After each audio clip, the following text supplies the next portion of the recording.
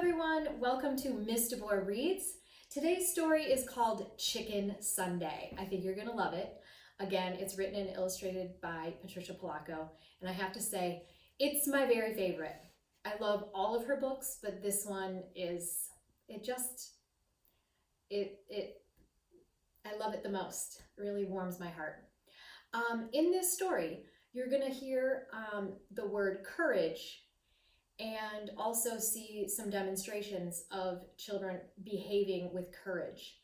That's doing something that maybe frightens you and you're brave enough to try. And it usually is doing like the right thing or a brave thing. For instance, apologizing when you break something on accident, and then when you fess up to it and say, I did it, oops, I'm sorry about that. Or it could even be the courage to jump off the high dive. When I was young, I had to jump off a diving board once and I was like, oh my gosh, and I had to bring up as much courage as possible. For you, it could even be taking the training wheels off your bike and being brave enough and having the courage to ride. Let's hear from our bird with the word. Hello everyone, welcome to courage. That's our bird word this week. So when I show courage, one of the examples is when I first learned how to fly, I had to jump from the nest and I had to show courage to do so. I was brave enough to try it when I knew my wings would work and I had to trust them. Also, one time I was seeking a mouse and there was a bobcat nearby, but I really wanted to get that mouse and bring it home for a snack. So I dove down as quickly as possible and I was brave, even in the midst of a bobcat nearby. What might make you show your courage? Are you brave enough to try something that frightens you? I also want to remind you, you have the power to make someone's day better. Alrighty, enjoy the story today. Chicken Sunday. Okay, first of all, you might be wondering, like, Mr. DeBoer, why are you wearing that hat?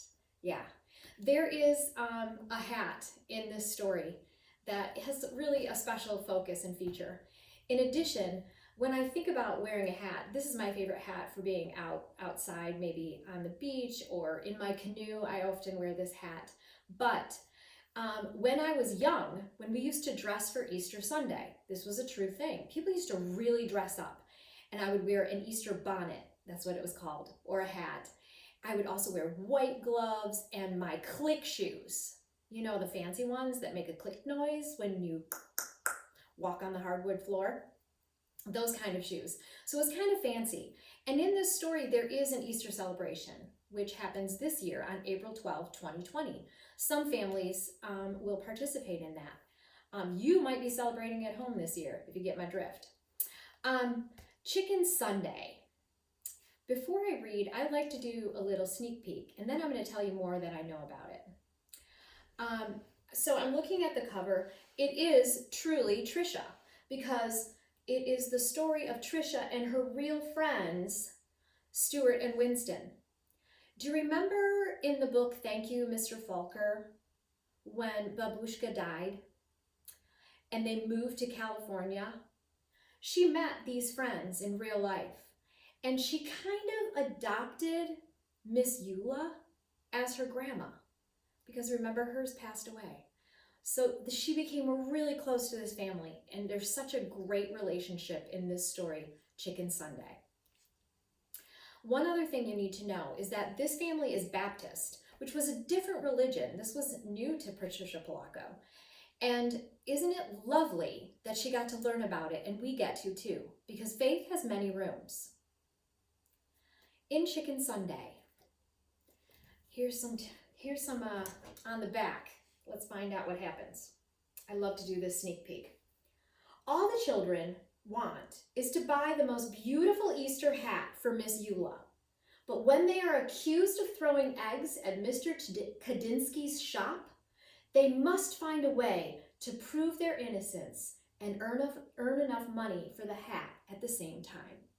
So they're hoping to buy a hat for Miss Eula, but they run into a little bit of trouble.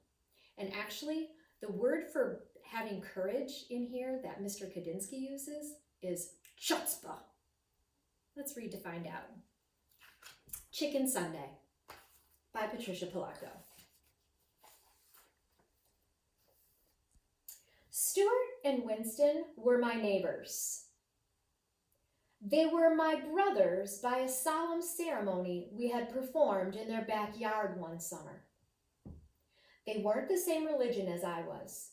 They were Baptists. Their grandma, Eula May Walker, was my grandma now. My babushka had died 2 summers before. Sometimes my mother let me go to church on Sunday with them. How we loved to hear Miss Eula sing. She had a voice like slow thunder and sweet rain. We'd walk to church and back. She'd take my hand as we crossed College Avenue. Even though we've been churching up like decent folks ought to, she'd say, I don't want you to step in front of one of those too fast cars. You'll be flat as a hen's tongue. And she squeezed my hand tightly. When we passed Mr. Kosinski's hat shop, Miss Eula would always stop and look in the window at the wonderful hats. Then she'd sigh, and we'd walk on. We called those Sundays Chicken Sundays because Miss Eula almost always fried chicken for dinner. There'd be collard greens with bacon, a big pot of Hoppin' John, which are like black-eyed peas and rice, corn on the cob, and fried spoon bread, which is kind of like cornbread. One Sunday at the table, we watched her paper fan flutter back and forth, pulling moist chicken fried air along with it. She took a deep breath.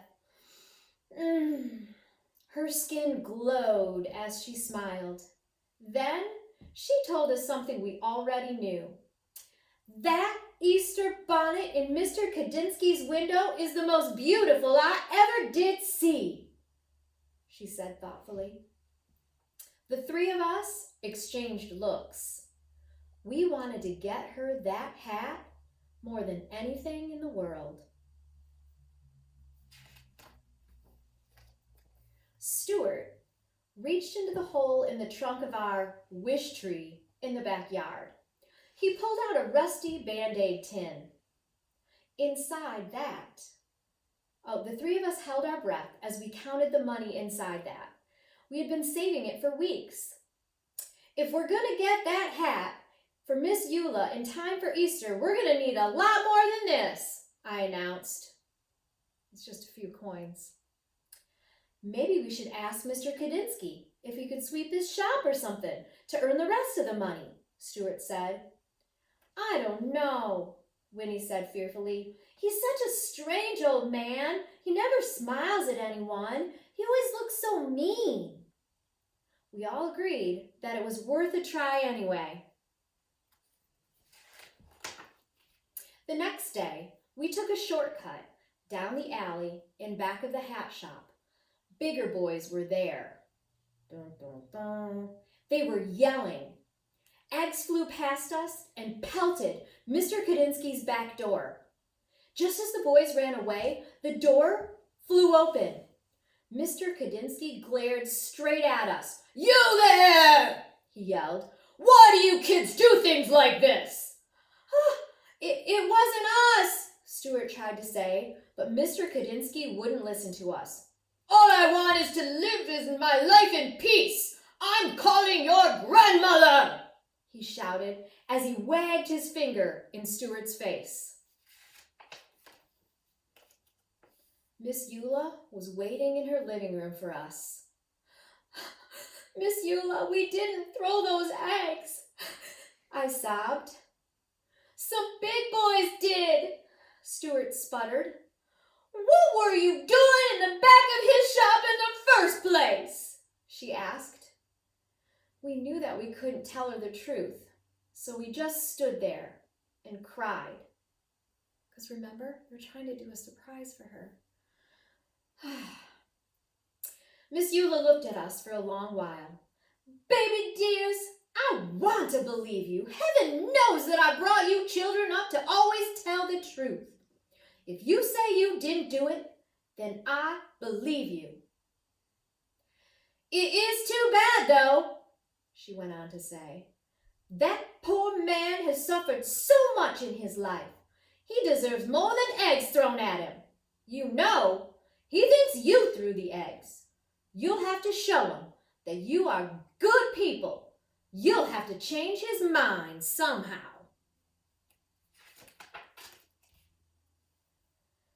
In my kitchen the next day, we thought and thought. How can we win him over when he thinks we threw those eggs? Stewart asked. He doesn't even like us, Winston chirped. Eggs, I said quietly. Eggs? Stewart asked. Eggs! I screamed.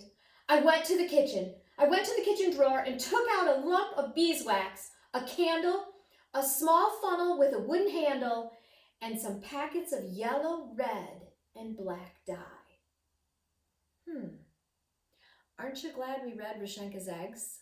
Because those are exactly the ingredients you need to make Pysanky eggs. Mom helped me show the boys how to decorate the eggs the way my bubby had taught us, the way they do it in the old country. We made designs on the eggshells with hot wax, then dyed them, and finally melted the wax patterns off. We put the eggs in a basket, and even though we were afraid, marched into Mr. Kosinski's shop and put them on the counter. That's what I call courage. Mr. Kosinski, he raised his eyebrows and glowered at us. Then his eyes dropped to the basket. Spasiba, he said softly. That means thank you in Russian. Pysanky eggs, he said as he looked closely. I haven't seen these since I left my homeland. We didn't throw those eggs at your door, Mr. Kosinski, we told him. He looked at us for a minute. Well then, you have great courage to be here. Chutzpah! You have chutzpah! Then his eyes glistened and his mouth curled up into a warm smile. Come, have some tea with me. We spent the whole afternoon talking together, having poppy seed cake and strong tea. He told us about his life. We told him about ours. When we finally got the courage to ask about doing odd jobs to earn some extra money, he apologized and told us that there was no work. We didn't tell him what we wanted the money for. It didn't seem the right thing to do. Our hearts sank. I tell you this, he said thoughtfully. These eggs are as beautiful as my hats. Stewart, Winnie, and I looked at each other. It is almost Easter, he went on to say. I'm sure that people would love these eggs. Set up a table and sell them right here in my shop. For the next few days, we worked very hard. We made almost a dozen Pysanky eggs. When people came in, they picked them up and said things like, beautiful, splendid, intricate, glorious. We sold them all in one single day.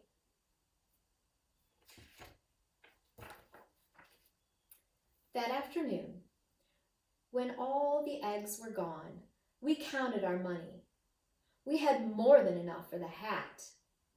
Just as we were about to tell Mr. Kosinski that we wanted to buy the hat, he came out from the back room holding a beautiful hat box, gift wrapped. Keep your money, children, he said softly. I have seen Miss Eula admire this. It is for her, isn't it? Tell her that I know you are very good children, such good children.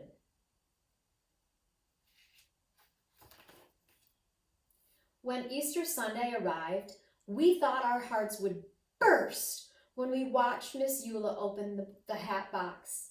She held us close as big tears rolled down her cheeks.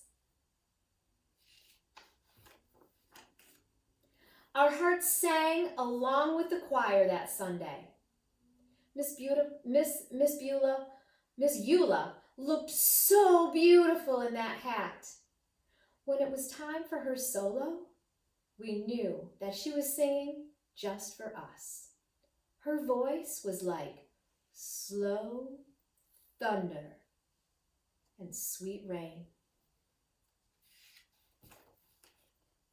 Later that day, Miss Eula sat at the head of the table and she said, "Oh, baby dears, I can die happy now. And after I'm dead on chicken Sundays, I want you to boil up some chicken, bones and gravy and all, and pour it all over my grave. So late at night when I'm hungry, I can reach right out and have me some." Ha ha! Then she rolled her head back and laughed from a deep holy place inside.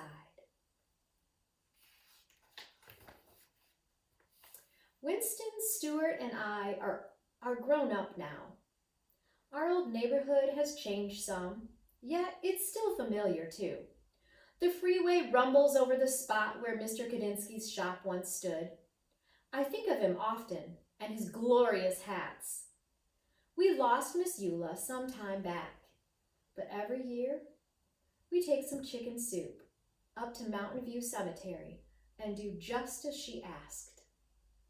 Sometimes, when we're especially quiet inside, we can hear singing, a voice that sounds like slow thunder and sweet rain. You guys know why it's my favorite? Chicken Sunday. Oh, I love this story. So you noticed the eggs, those Pysanky eggs that happened again? I'm so happy we learned about how they were created because now we're hearing about them being made in this story that Tricia wrote. And when I think about that, I think about this story, are you going to be dyeing eggs perhaps for Easter this year?